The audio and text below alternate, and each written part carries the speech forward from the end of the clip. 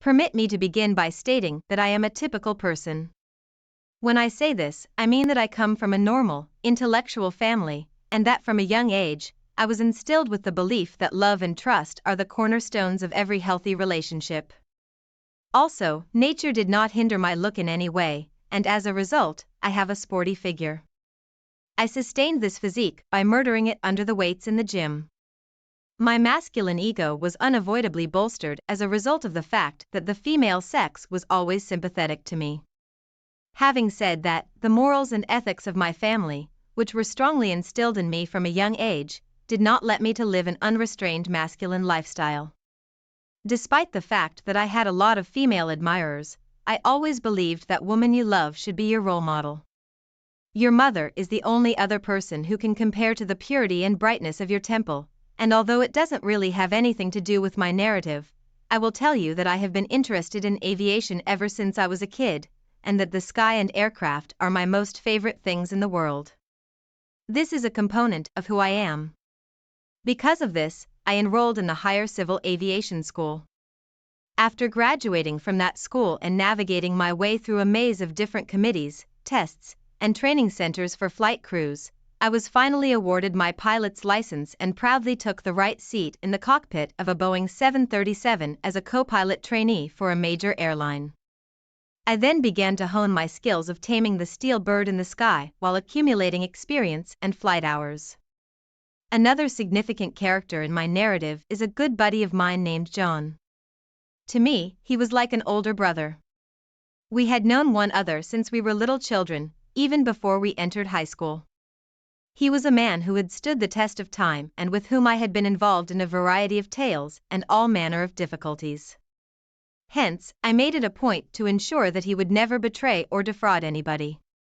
We were always there for each other and we helped each other out in a variety of different situations.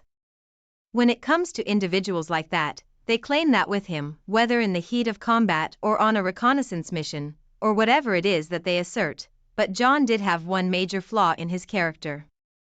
He was just not a good person to be around women. It has always been easier for him to establish common ground with women and to acquire what he wants from them because to the great charm and tongue-in-cheek humor that nature bestowed upon him. He was always skilled at manipulating women in the manner that he desired. Because he possessed all of these skills, he was also able to advance his career at one of the most important trading companies. His one and only conviction was that a woman is another woman who is yearning for a man. And that in order to have a successful relationship with a woman, all you need to do is be able to read her, locate her hidden buttons and levers, and then use your power to manipulate them. And any stunning lady, whether she a fresh-faced college student or a seasoned executive, will be vying for a spot in your bed. In addition to being a psychologist, he was a narcissist. I'm sorry to say it, but he really did have a talent for convincing people. It would appear that this was the reason for the meteoric rise of his career. And so were the airplanes that carried me into the clouds. The reason he did not try to get married was because he believed that a woman should not be revered if a guy did not want to go through the pain of being in love with her. This was the topic of our ongoing disagreements. He had a negative outlook on women in general and said that there was not a single woman alive today with whom he could share his life and make it meaningful. I challenged his assertion and pointed out that he simply had not loved anyone genuinely up to that point. All he said in response was, "Dude, get down to earth already. There are no perfect women." This may seem metaphorical, but in reality, I was in heaven while he was on earth. It was just coincidental that at various points in time, but John and I both found ourselves in the same crimp city in the end. At the time, he was serving as the commercial director for a big corporation in the same city in which I was employed by an airline that had a base at a certain airport. I was relieved that life did not force us to become apart from one another. And even when we were there, we kept up our normal conversation. Now, about the girl on dating. Rihanna is her given name. It was fate that brought us both to the restaurant where we first met. One of our gals, who works as a flight attendant, had her birthday today, and we all got together to celebrate. She was a close friend of one of her family, which was a happy coincidence. We were all seated at the same table, so we were going to be in close proximity to one another. She had a natural blonde hair color, velvety skin, and a lovely, elegant walk to go along with her stunning good looks. I had the impression that I would never be able to forgive myself if I did not make an effort to become more familiar with her. I decided to take a risk, and as the slow music started playing, I asked her to dance with me. She said yes. The fact that I had only recently returned from another trip contributed to the trust that others had in me. Specifically, the flying outfit that I was wearing at the time. She retorted in a flirtatious manner, "How can you say no to a man in uniform?" While we gently walked to the beat of the music and spoke, she continued to flirt with me. We discussed my career as a pilot in detail. She questioned me with a keen curiosity about the techniques used in the airplane kitchen. It was very clear that she found my company to be very enjoyable. She informed me about herself, including the fact that she worked as a translator of foreign languages, and that she and her sister had been sharing a rental flat for the last 4 years. By the time the night was through, I got the impression that I had known her for a very long time. When you are really close to someone, and you discover that you are both on the same wavelength, there is a sensation that can only be described as, "She is my ideal." I already have something within me, something really powerful that lay dormant within me. It was quite difficult for me to let go of her and say goodbye. When it was finally time for us to leave, I asked her in a very pushy manner whether she would like me to walk her home. After she gave her assent, we hurriedly made our way to the nearest subway station, crammed ourselves onto one of the departing train's final cars, and dashed in the direction of the city's southwest. We carried on our conversation all the way there, and the more we talked, the more intriguing I found her to be. The question of whether or not she was married, and whether or not she had a partner was, of course, one that I had to answer for myself eventually. She shared with me that it had been a few months after the termination of her most recent relationship, and that she had just lately emerged from the sadness that accompanied the loss of the relationship. This fact, for some reason, drew my attention to her earnestness, making me wonder whether she was worried about it. We climbed the stairs to her level. As we were leaving, I grasped her hand and told her that I would want to see her again, and that I had a good time throughout the evening. She stated that she believed in my concept 100%, and we each gave each other our phone numbers. It was becoming late, and the metro was out of service, so she was concerned about how I would get home. I couldn't help but bring this out to her, and I told her that I would call a cab. She was concerned about both of these things. I had another flight the next day, so I had to get going. I gave her a call and extended an invitation to join me at the restaurant when I got back to the city. She responded with a positive answer, and I proceeded to make reservations for the day that I would be flying back to the other city. We kept in touch via text message. On the way back tonight, we would be reunited, and I couldn't wait to see her again. My thoughts kept going back to her constantly. In the evening, we got back together in a restaurant where we had dinner together and continued our time together. I felt like a young kid who had developed feelings for a fellow student in his class. After that, we made it a point to see each other nearly every day, or at least as frequently as my traveling schedule would permit. She came to visit me quite frequently, which made my sister anxious since she was concerned about how she was doing. I showed her my appreciation with presents and flowers, and I even penned some songs for her on my guitar. There was no cap on how much creativity might be generated. My friend John and I didn't always have the same work schedules, so we got to see each other in a new light. It was either because I was away on a trip or because he was out on business. I was overjoyed to be able to tell him about meeting an incredible girl, and I did so over the phone. I did not know how I would have survived without her. I waved him off, saying, "With your approach, you will never find good girls." Everything went on as it was. I invited Rihanna to live with me in the apartment that I rented the airline. She agreed to live with me on the condition that I would get to know her sister, and she would make sure she let her go into good hands. One day, I was able to meet John. He wanted to share the joy of going to LA with me. I told him that I would never find good girls with. The period of the relationship gradually went from its tumultuous phase to a more measured and quiet one. I would go off on flights, and on each day to my job. At times, I wasn't home for days at a time, and when our weekends coincided, we spent time together, doing household chores, going to the supermarket to shop, and riding our bikes. We gradually stuck to each other. At times, when possible, I would spike with John. He was in the United States. I was in a come on, let's not waste any time, and I'll put you in touch with Rihanna, and you'll get a glimpse of what it's like to be a woman. Abos calmed himself down and added, there's no such thing. In any case, the previous half-year raced past for him in this manner.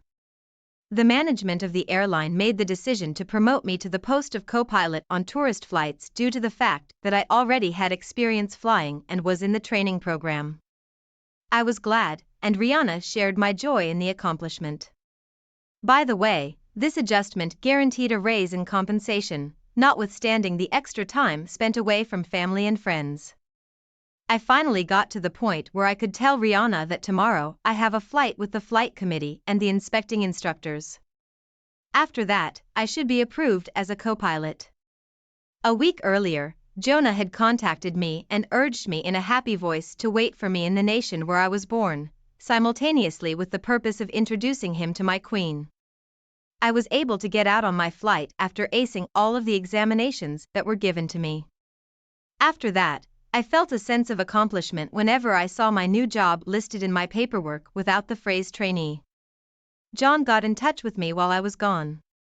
When I got home, we came to an agreement that the three of us would go out, sit in the center, and listen to stories about the United States as a way to celebrate my promotion. However, by the time I got there, the weather had a lot of room for improvement. Our plans to meet up at a cafe outside were foiled by the heavy rain that fell throughout the day. Therefore, we agreed to get together in the house that Rihanna and I share. I drove to one of the metro stations and picked up John there, while I was driving away from the airport in the automobile. During the ride, he told me, I won't talk about America for now. The evening is still to come. But I'll tell you how I fucked a girl like that the other day. He was referring to the fact that the nighttime had not yet arrived. I know you won't believe it, but I laughed once more. Wow, when can you do that? Others exclaimed, but he didn't slow down since he was eager for his next success. John continued by describing in poetry and color how he'd gotten off with another beauty by saying that he was a poet. By the way, she had a boyfriend, he said. Only he was away somewhere on a business trip. So the girl went off the rails.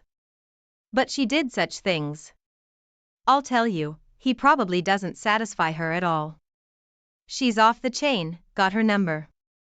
I'll have to do it again. I must admit, honestly, that it was unpleasant to hear it. And I was mentally sympathizing in absentia with the guy that this girl had.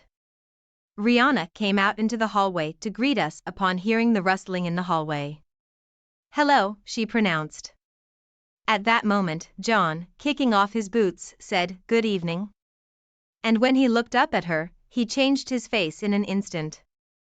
By the way, Rihanna also had a very strange reaction to John, as though she was surprised, not understanding that reaction. I then proceeded to introduce them and called Rihanna my girlfriend. And what I thought, when John suddenly complained of a sharp deterioration in his well-being, and said he had to leave immediately, I became increasingly confused and didn't understand anything. I offered to call him an ambulance on the spot. But he flatly refused and said he'd rather go home. Rihanna, who had been asked a lot about John in the past, was quiet in the moment and didn't ask any questions. Even though that kind of behavior wasn't her style. John was batting his eyes at, and then she said that she was very tired and dizzy. I ended up going to bed in total confusion and irritation. Rihanna insisted that she needed to do the dishes and unwind. I fell asleep and didn't wait for Rihanna to help with the dishes. The following day, I had the day off as promised. John called and offered to meet me. His voice was very agitated. I was determined to keep talking though. In any case, I have no choice but to inform you about it. If you don't want to know me after that, I understand. I stiffened. Speak up.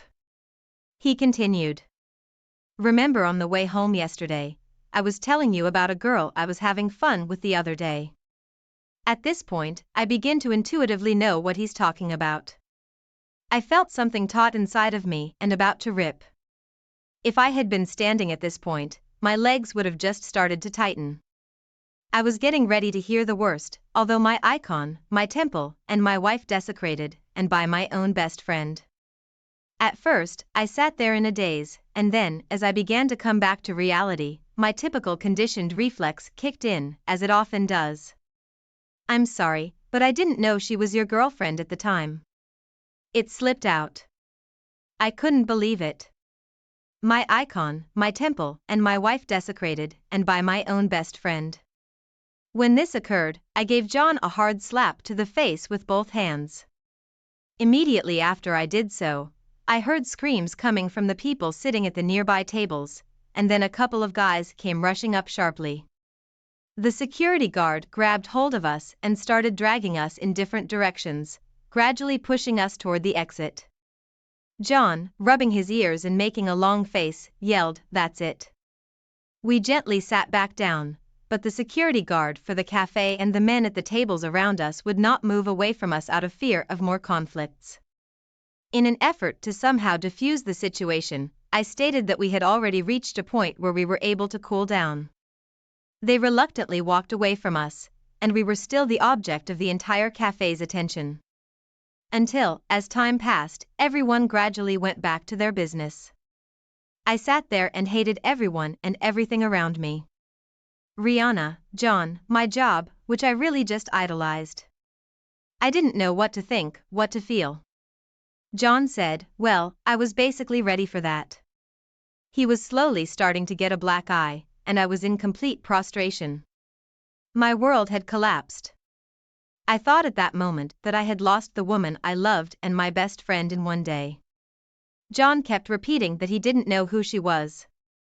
He kept saying words of forgiveness. I was depressed. I sat and listened to him and felt like I was drunk. Then we went outside.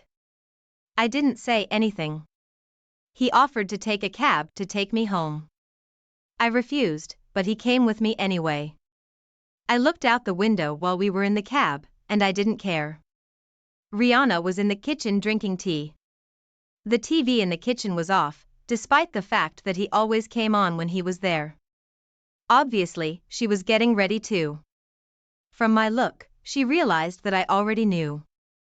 All I felt was pain, burning my soul. The awareness of betrayal, like there was a knife sticking out of my back. Finally, I told him not to call or get in touch with me. If anything, I would call him myself. He said okay and left. It was almost as if he had me in a trance.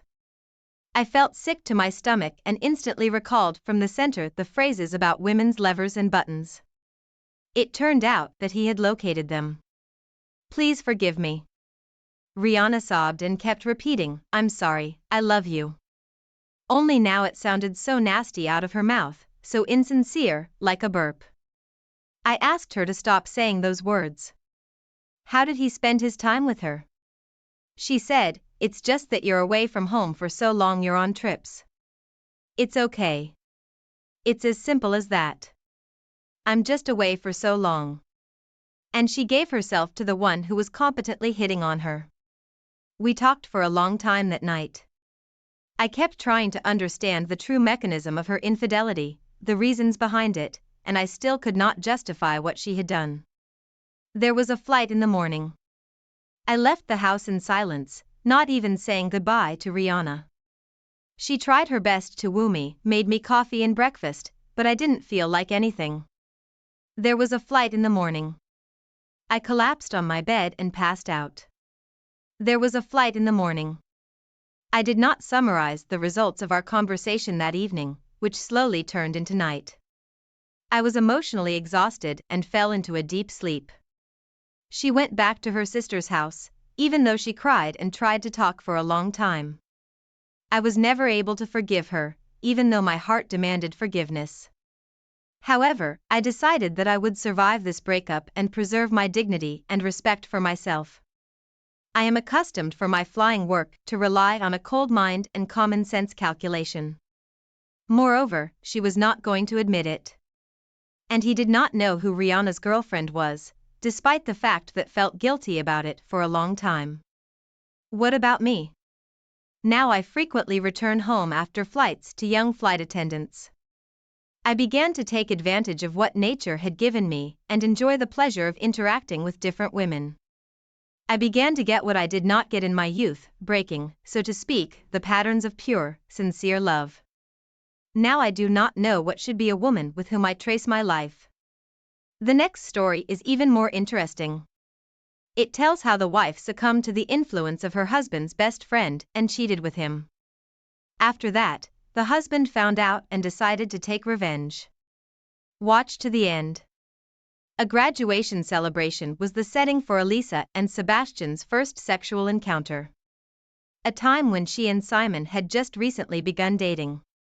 Because Simon had much too much alcohol earlier in the evening, he fell asleep in one of the rooms just a few hours after the party had begun. He slept soundly throughout the night, and it was around that time that his closest buddy and his girlfriend were overtaken by a sudden desire for one another. After what they had done, they both became aware of what they had done and made a pact not to recall it in the future and to conceal it, particularly from Simon. That's exactly what the girl did too. She tried to wipe that night from her life and memory, but Sebastian was a lot better at doing so than she was. He persisted in attempting to entice her by reminding her of it again and over. But Elisa remained unmoved, and she persistently pointed out to the poor lover that Simon was truly only his buddy.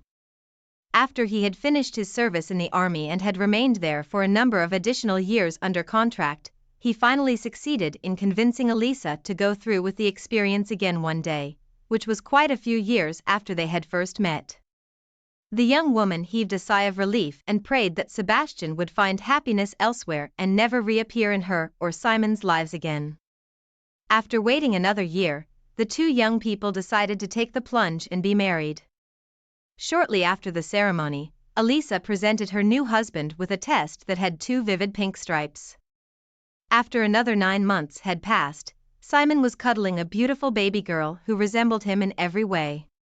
The man insisted again and over that his closest companion had not been present for any of the significant moments in his life. Sebastian was unable to escape the ceremony for the wedding, and as a result, he was unable to attend the birth of his friend's daughter.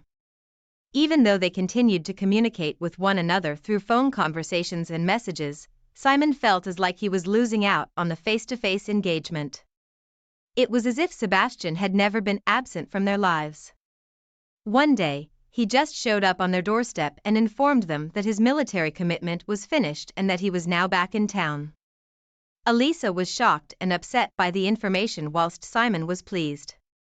The fact that Sebastian had grown up while he was serving only contributed to his irritation. During that time, he had lost weight and his physique had become more toned, and he could see signs of relief in the contour of his body that was apparent under his shirt. Unconsciously, she cast a peek in the direction of her ex-lover as he removed his coat. Even if he didn't show it, Sebastian realized that she was looking at him. Now, she was much more concerned that her friend had accidentally let slip to her husband the details of their affair than she had been before. The woman was unable to get any rest when her husband was away at a party with him and his colleagues because she worried that anything would go wrong while he was away. She was anxious since it is a well-known fact that what a person thinks about while they are sober will eventually come out of their mouth when they are intoxicated, and it looked like Sebastian was trying his best to make up for lost time. He continued to hover about Simon and Elisa's house, urging Simon to sit down and chat to him on a regular basis while also attempting to assist his ex-mistress in caring for the kid. In point of fact, Elisa didn't trust herself in this predicament the most of all. Even though she was aware that she had cheated on her husband twice with this man for a specific purpose, she continued to feel drawn to him, despite the fact that she vehemently rejected that this was the case inside herself. Since he had returned, the woman's previous boyfriend had been a recurring theme in her nighttime dreams, and it was getting to the point where it was driving her insane. When Simon observed his wife, he found that she had grown tight and apprehensive.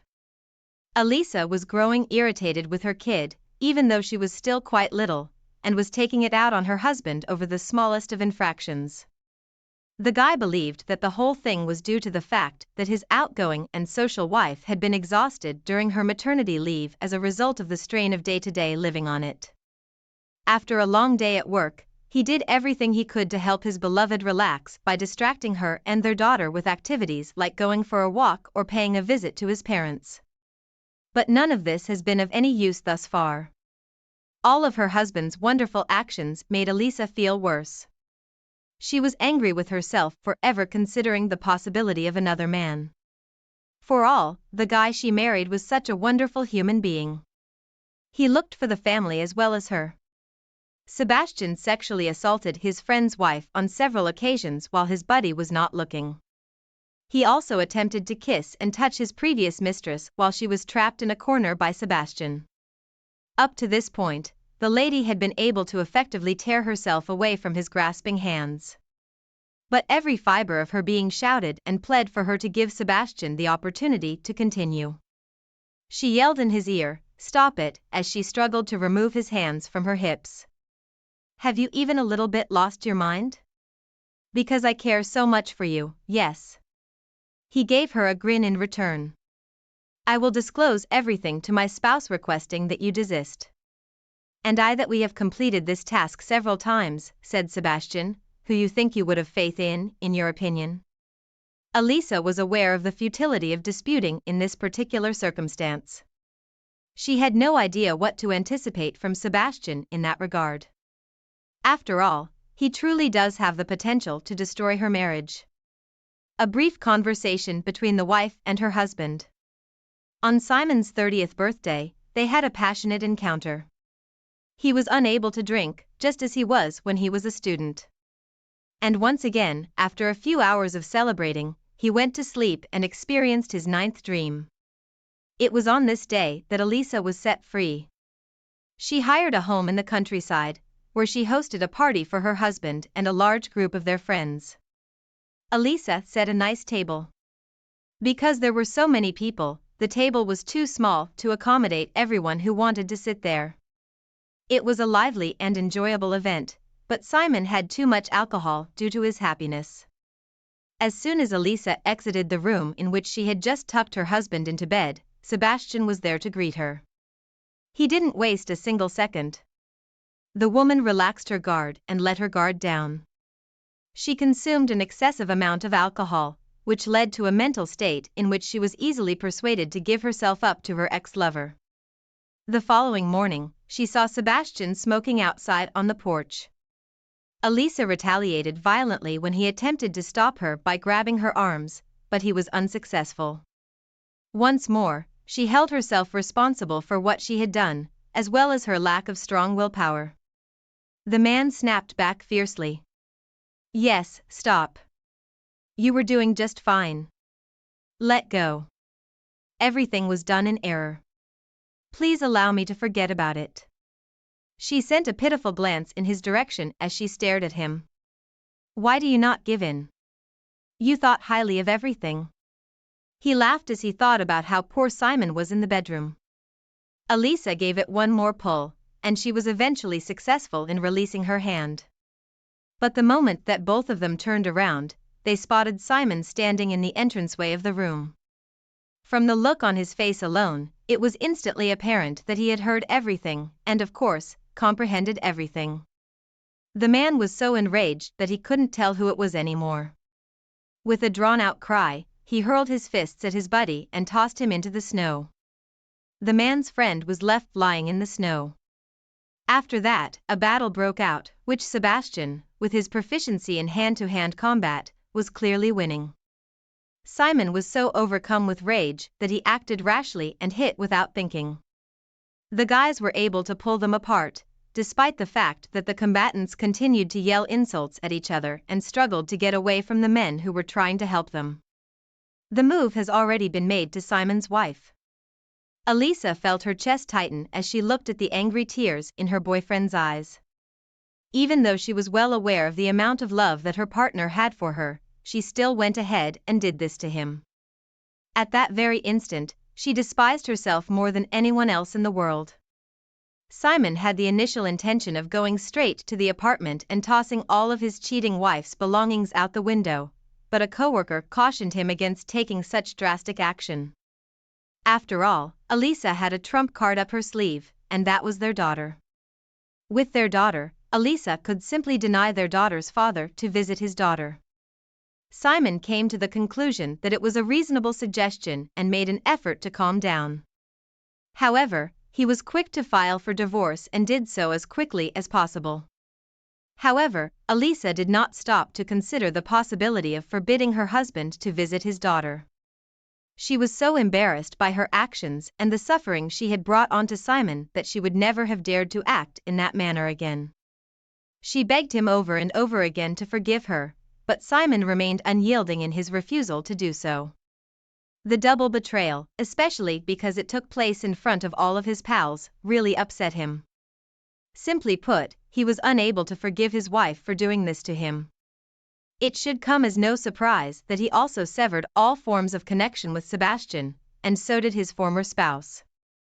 The woman went home to her parents in order to get ready for her first day of work. Someone needed to look after the little girl since she was in danger. They were horrified by what their daughter had done, yet they did not turn down a request for assistance. She struggled for a considerable amount of time to develop her personal life. It turned out that every single one of the men that she encountered on her journey was a scoundrel. She would frequently come home from work exhausted, put her daughter to bed, and then proceed to sob uncontrollably while covering her face in a pillow while doing so. That's how the tale goes. Please let me know in the comments what your thoughts are on the current scenario and how the characters. Hey folks, welcome back to my channel Relationship Haven. I hope you are all having a wonderful day or evening. In today's story, Opie found out his girlfriend was cheating on him and got sweet revenge on both her and her affair partner. In today's second story, Opie found out his wife cheated on him after he saw a crazy text on her phone that said, "Can't wait to see you in my hot now." Let's get into today's stories. So me and my girlfriend have been dating for 2 years. We met at a common friends party and instantly clicked. Our lives have been good since because we are financially stable and living in the apartment that my father gifted me when I graduated. I love my girlfriend and believe she is the most important person in my life as I don't have many friends who I can open up to. She is the one who always supports me emotionally, but due to work reasons, she had to move to a different state for 2 months. We talked every day on the phone during that time and I even planned a surprise for her, but when she came back and I discussed it with her, she didn't react the way I imagined she would. She declined and said she just wants to be alone. Normally, she never declines a surprise or anything like that, but I understood that she might be tired, so I asked if we can shift the date to another day.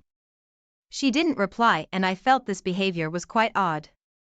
Since that day, I've started feeling that she is trying to distance herself from me, but then after a month passed, she said let's plan a vacation. I agreed and then we planned things and enjoyed ourselves and all, but during the vacation, she went to her friend's house alone. I didn't know her friend lived there and she even refused to let me come with her.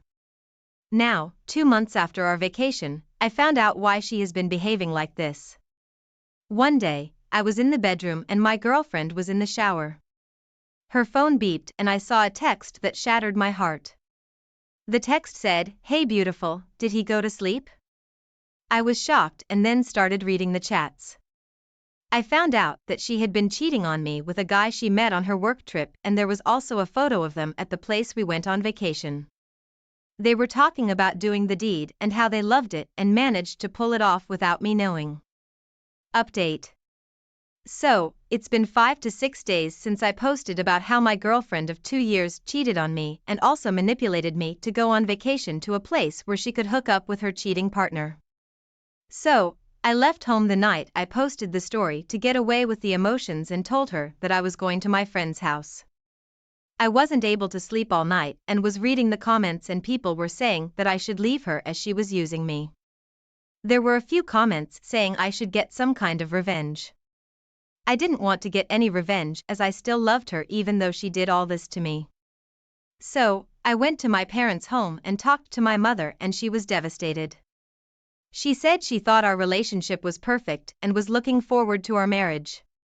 That night, I thought about the whole thing and decided that I would go on and leave her for good and go on a nice vacation or do something like that. So, I went back to my house, but she won't believe what I saw. It didn't even take her a night to call her partner to my house and cheat on me. I didn't want to take any sort of revenge at first, but the scenery of her lying on the bed with another man and the opportunity gave me a perfect idea. I took photos of them while they were deep in sleep. Then I went back as I wanted to get some time before confronting her. Later that day, I called that guy anonymously to a cafe and also took my girlfriend to that same cafe so they could meet up. You should have seen the look on her face. Also, I did take screenshots of their chats. Now comes step 2 of my plan. I found out everything I could about the guy's background. I know it may be unethical, but one of my online friends is good with tech stuff, so he managed to collect all his background data and found out that he has a wife and 2 kids. The story gets even crazier. I called his wife and explained to her everything, then told her about my plan, and she was sad but agreed to it. Step 3. I now had all this guy's information and decided to send it to him anonymously. I told him that I would destroy his life if he didn't leave my girlfriend alone. Moments later, he broke up with my girlfriend and I could hear her crying in the bathroom. I then sent the proof of what happened to her friends and family. After she woke up the next day, her bag was ready and I told her to get out of my house or I'm calling the police. She was shocked and begged me to let her stay. I told her in a very polite tone to get out of my house and then sent a text to the guy's wife to show him the divorce papers, and as my girlfriend was leaving, her phone got flooded with messages. The court hearing will take time, but we will make the guy pay child support and fines for the emotional damage. I don't feel good breaking up a couple, but I don't think she deserved that man. She is a great person, and even if the guy broke up with my girlfriend, he probably would have cheated on his wife with another woman. Also, thank you guys for making me feel good and convincing me to get out of this toxic relationship. It'll take time for me to get over her, but surely I will. I'll also update you after a week or 2 about the divorce and how the lady and I are doing. Congrats OP, your girlfriend definitely deserved this. She had it coming, and when it happened I'm sure it hit her like a freight train. I'm glad you informed the affair partner's wife on the situation too. You saved not only yourself but another innocent person in the process by doing so. I wish you the best of luck in the future OP. Now let's get into today's second story. I'm nearly 2 years removed from Discovery Day and wanted to give an update on how I'm doing and how life has shaken out since that fateful day. My main purpose here is to just shed some insights into post-divorce life. I know that when I started my journey I was always interested in the update posts out there, and so I'm paying the universe back by posting my own story. A brief recap. March 31st, 2020, my ex and I got into an argument. I saw some shady texts on her phone and confronted her and found out they were from a married male friend of hers that had told her he couldn't wait to see her in his hot tub again, which caused me to freak out. I idiotically believed her, and then I asked her if she was happy and she replied that she wanted a divorce. I later found out the depths of her infidelity and got the hell out of that life. We were together for 22 years and married for 12 of those years. We had it all, the 2 kids, the house, the stable jobs, and even a couple of cats. It was all gone in the blink of an eye. Looking back now with the benefit of some hindsight, I can't say the marriage was gone in the blink of an eye. That's not quite honest. Our marriage started to fall apart in 2017, and despite some half-hearted tries on both our ends, it didn't work out. So it was more like the bullet hit in 2017, but the body fell in 2020. There were many nights I went to sleep alone while in the marriage. She'd be working late or at the gym or hanging with friends. That's the story she went with at the time, and anytime I tried to voice my concerns, she'd get angry or defensive and nothing would change. Then we'd go right back to where we were. Looking back, I don't know why I didn't recognize any of the signs of infidelity. But hey, there's a whole subreddit dedicated to this and I'm not alone. Member of the club right here, baby. I'm guilty of not being the best spouse. The difference, of course, is I stayed true to my vows and I can look at myself in the mirror and not have that stain on my soul. Her, not so much. It's kind of funny. Whenever I see a movie or TV show that has an element of infidelity to it, the cheater is never the hero but always the antagonist. I think to myself, well, ex-wife, that's you. Have fun watching stuff that lets you relive your nonsense over and over. My main concern throughout this whole ordeal was the children. I've got a 12-year-old daughter and a 9-year-old son, and they have been one of the main drivers for me to keep pushing forward and growing to get out of the mental anguish that this brought about. They've been great and have seemed to adapt well to the week on, week off schedule. We have dinners, Taco Tuesday as a highlight, as well as Pizza Friday where we eat pizza, drink sodas, and watch creature feature movies. Yeah, we watch movies, we play video games, we roughhouse, and we go on trips. I feel like I've stepped up to become the dad they've always wanted. I can't say that I was like that during the marriage. I was too consumed by unhappiness. Someone asked if I had told the kids about my ex's infidelity, and when I replied that I had not, I was told that I was lying to the children and that I wasn't doing them any good. I disagreed with that then and I still disagree with that now. Being a parent to me is about protecting your children from harm the best you can. I believe that this information that mom stepped out on dad is not helpful or good for them. I feel it's mentally harmful at this stage in their lives. Maybe someday they'll find out the truth, but from my standpoint, it's not really something they need in their lives right now. They are still picking up the pieces of their lives. What's the benefit in telling them about the affair? A resentment of their mother? More anger and sadness? In terms of my ex, we only discuss the children. I take the stance of being partners in a business with the business being our children. From that standpoint, things are good. It's cordial and business friendly. However, there's no discussion on personal matters. From my standpoint, I just don't care and I don't want to be drawn into my ex's life of nonsense. All I know of her is what I hear from our kids. They tell me she's dating a man that's 10 years younger than her and that she still has an active social life. As for me, I can confidently say that I'm far better off now than I was when I was married. There's a bit of guilt in saying that, I suppose. Something for me and my therapist to discuss. But I feel alive again and I haven't felt this good in a long time. Therapy was transformative for me, and I'd recommend it to anyone on the fence. I also did a round of EMDR and that was amazing to me. I've explored more hobbies and the one that's really stuck for me is cooking. I love searching the web for recipes and trying new things, as well as hitting up grocery stores and picking up different ingredients. My whole diet has changed and I'm guessing that has something to do with my mood and outlook on life. Outside of hobbies and therapy, I've also gotten a lift from physical exercise. I'm usually at the gym 3 to 4 times a week and that's been great. I have muscles for the first time in ever. It was at the gym that I actually met my now girlfriend. I had no intentions of pursuing anything serious after the marriage for at least a year, but those plans kind of fell apart when I met her. She loves me, loves the kids, and we're a good team together.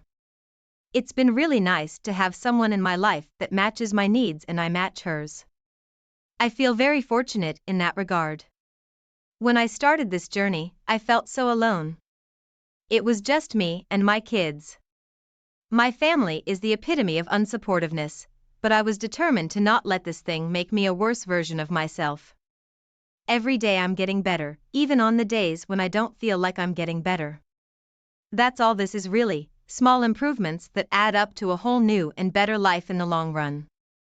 Someone said to me that I should strive to look back at this time in life with pride and my head held high. I think for the most part I've done that.